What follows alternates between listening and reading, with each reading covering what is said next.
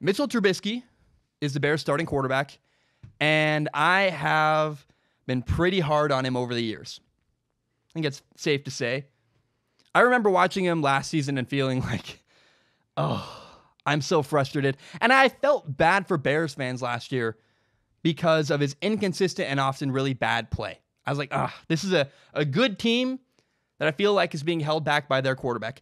And then to make things even worse, I will never, ever forget the fact that the Bears picked Mitchell Trubisky number 2 overall in the 2017 NFL Draft ahead of Patrick Mahomes and Deshaun Watson. That's a lot to live up to. Those are 2 really talented quarterbacks that the Bears decided Mitchell Trubisky was better than. So I have a lot of questions about Mitchell Trubisky. Like, what's going on? And I want to just figure out I want to see this for myself. I want to watch the film. So the way I answer all my questions is I ask, what does the film say? And then I try to be as fair as I can when I watch film. And I'll be honest, I was pleasantly surprised. Not pleasantly surprised, but I was surprised with what I found. I expected to do a topic about Mitchell Trubisky and just rip him to shreds and say he's awful and inept and terrible. And I got to say, he's not an awful quarterback. He's fine. And that's the problem. That is the problem with Mitchell Trubisky. What I saw last year, a different year, last year was really frustrating. A lot of bad plays. And this year I see some progression. He's a little better this year. There are fewer horrible throws. There are fewer horrible decisions. But the truth is, Mitchell Trubisky is a mediocre quarterback. The dude throws a ton of checkdowns. He's very safe with the ball. And now he's played in 3 full games this year. And in 3 full games, I only saw 4 throws where I went, wow, that's a good throw. 4 times. There, against the Packers, he threw 2 back shoulder fades. Both of them were to Allen Robinson. Both throws were down the left sideline. I went, oh, that's a really good throw. He also had a sweet throw where he changed his delivery. He threw a sidearm pass to get the ball out. I went, oh, it's a nice play. You fit it into a tight window. Good job. And the 4th play was against the Washington Redskins. He bought time in the pocket. He stepped up and he threw the ball about 40 yards downfield into the end zone for a touchdown. So 4 plays. That's it. And other than that, I saw just a bunch of dinky throws, a lot of throws underneath, a lot of checkdowns. He's not pushing the ball downfield very much. And I saw a lot of bad plays. Bad plays.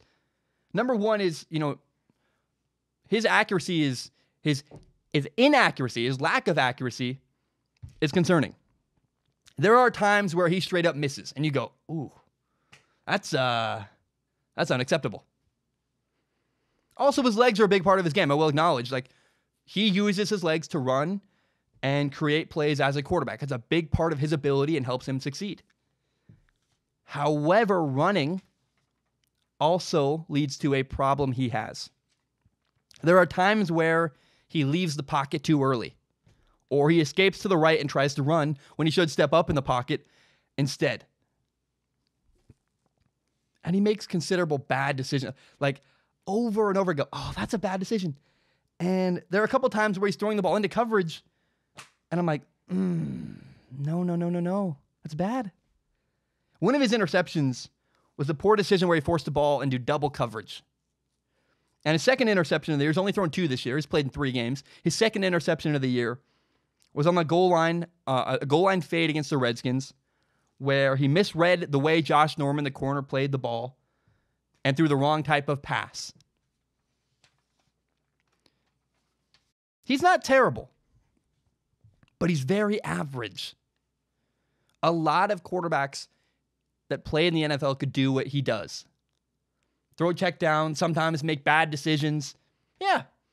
The truth is, a lot of guys could actually do better than Mitchell Trubisky does. That's why it was so puzzling to me when the Bears picked him number 2 overall in the 2017 NFL Draft. The word that comes to my mind is baffling. Why would you pick him over Deshaun Watson? I guess, I don't really understand why you would pick him over Patrick Mahomes, but I guess you can argue, well, Patrick Mahomes was a work in progress. He had a lot of ugly throws. He sat an entire year almost in Kansas City. He needed time to develop, fair enough. But I think the Bears got too caught up in the draft, quote, looking for the, quote, traditional quarterback. And they stupidly overlooked Deshaun Watson, who was considered, by the older generation, their words, not mine. He's an athletic quarterback. All right then. That's a bad move. Again, those are not my words. I don't understand why you would pick Trubisky over Deshaun Watson. I didn't then, I don't now, and I probably never will. If you look at the Bears now, I will acknowledge you can make excuses for Trubisky. His receivers aren't great. There's a couple drop passes and plays where I go, that could be better by the receiver. And I suppose it's only year 3. There is time for Trubisky to improve. But for me, it's really difficult to watch this Bears roster, which I think is in a position to win right now, fail and be held back by what I think is a quarterback problem, a quarterback that isn't good enough. Now, some people question the Bears head coach Matt Nagy's play calling. Matt Nagy, in my opinion, is a really smart offensive coach. I like him. He's got great play design. And I think he's a great play caller. But a lot of people criticize him for not throwing the ball deep enough often enough with Trubisky. They say, well, we only throw short passes. That's what the Bears fans say. I don't think people understand. Mitch is incredibly safe. The quarterback is really, really safe with the ball. And he misses guys all the time deep downfield. Here's an example. There's a play against the Redskins where Matt Nagy makes a great call.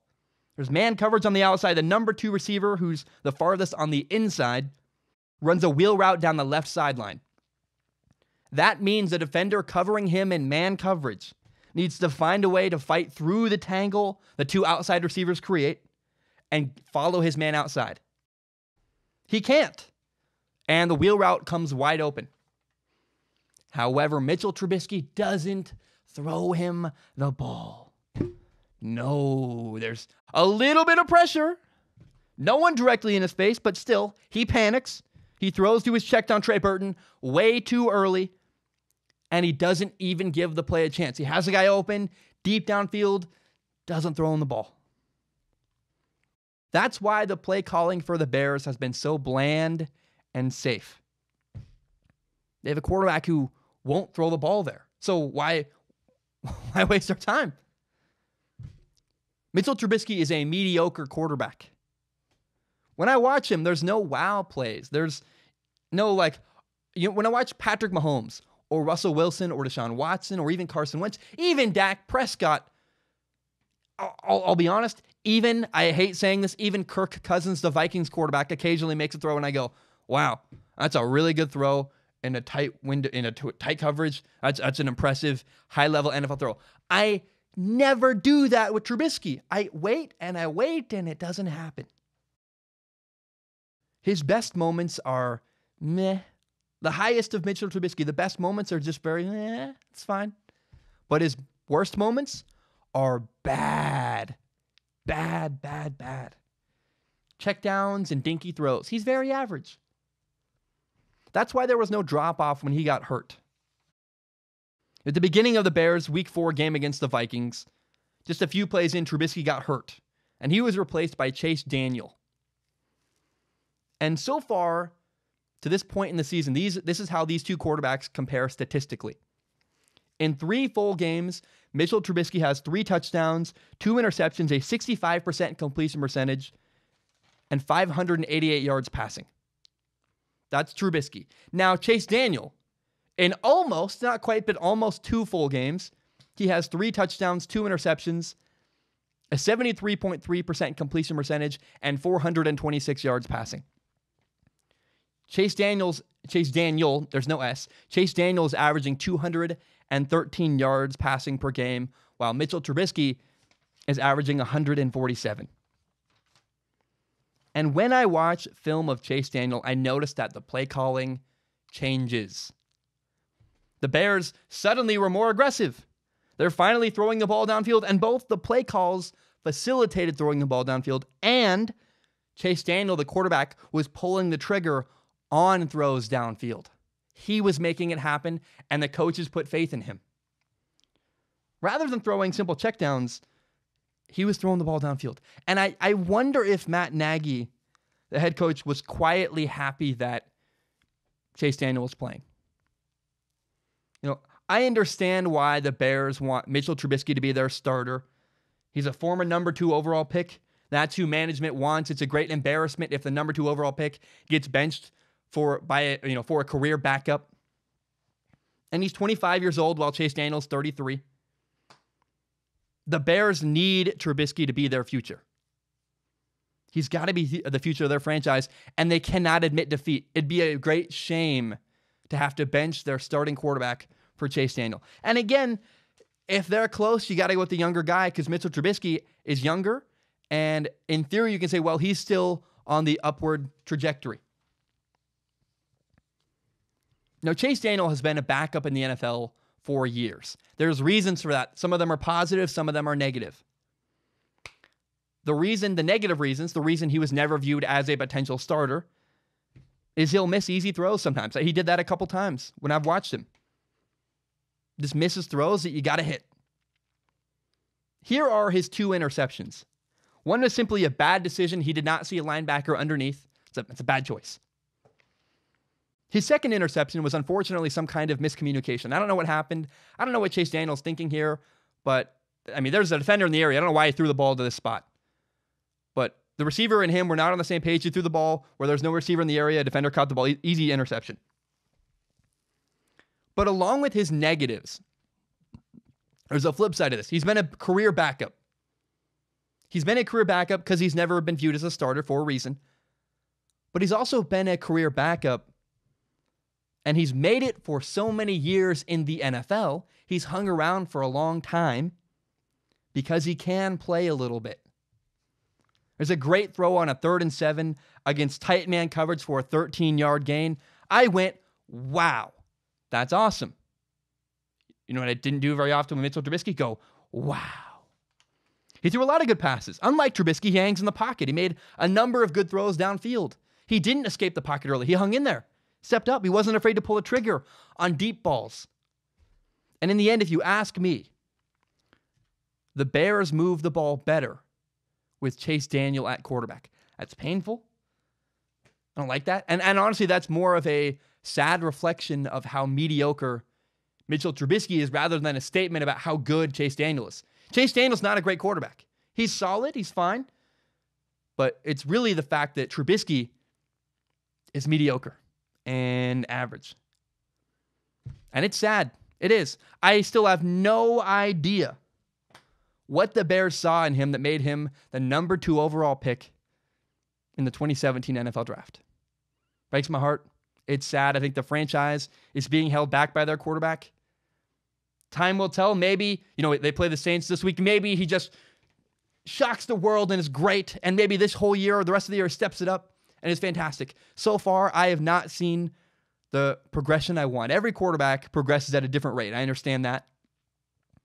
But it's really hard when there's a contrast between Deshaun Watson doing fantastic and Patrick Mahomes winning the NFL MVP from the same draft class as Mitchell Trubisky. And we're still like, is he better than Chase Daniel? Like a lot of Bears fans want Chase Daniel to be the starter. Would you have that discussion with Patrick Mahomes or Deshaun Watson? No, you wouldn't. I know it's year 3. I know he's still, a lot of Bears fans keep hoping he's going to progress and get better. He's not. And the fact that other people that were drafted after him are significantly better is a great shame to the Bears franchise. It makes me very, very sad. My name is Zach Schaumler. This is my podcast, Strong Opinion Sports. It's my favorite thing in the entire world. And I want to be very clear and open with the audience. My YouTube channel is monetized. What that means is that some of my videos make ad revenue. It's fewer than you think. A lot of them get claimed. But in the past, I've received donations from people on Patreon and PayPal. PayPal.me/Zach Schaumler. Patreon.com/Zach Schaumler. And because I'm making ad revenue, it felt kind of weird just receiving donations. I wanted to give something back for the donations. And so people who support me on Patreon can give me $1 a month, and that allows them access to a pool where they can ask questions. If you send me questions through Patreon, Patreon's DM service, you comment on one of my posts on Patreon. If you give $1 a month, you can submit questions. And with my eyeballs, I look at every single question submitted. Then at the end of my podcast, I pick the best top couple questions and read them on the show and answer them in a segment I call Ask Zach. Now that's for people who have money and want to support me that way. If you have no money to give, no problem. I totally understand. I grew up in a mobile home. I've been a broke college kid. I totally get it. But if you want to help in some capacity at the end, you can support the show by telling your friends about it. Share it on Facebook, Twitter, Instagram, whatever it is. Help me grow by telling your friends about this show. It would mean a lot to me. If you believe in my dream and you believe in this show, tell your friends about Strong Opinion Sports. Guys, my name is Zach Schaumler. Thank you so very much, and hope you have a great day.